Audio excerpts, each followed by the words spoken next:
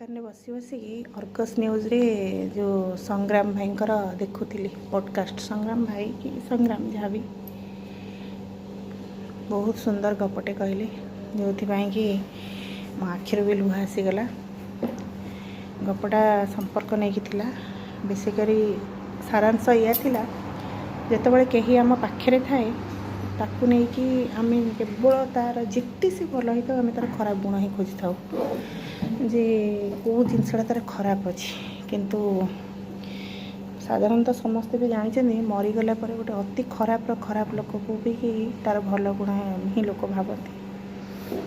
କାହିଁକି ଜାଣି ସବୁ ଏମିତି ଓଲଟା ହୁଏ।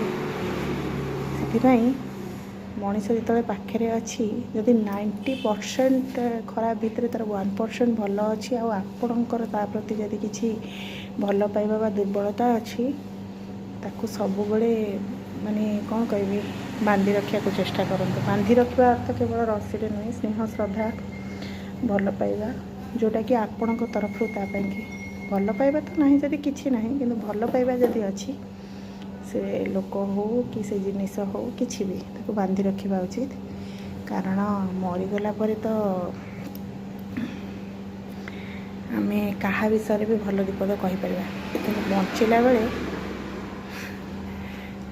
ଏଇଆ।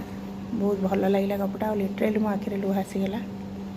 ଯାଇକି ଦେଖନ୍ତୁ, ବହୁତ ବଢ଼ିଆ। ମୁଁ ତ ରେଗୁଲାର ଦେଖେ।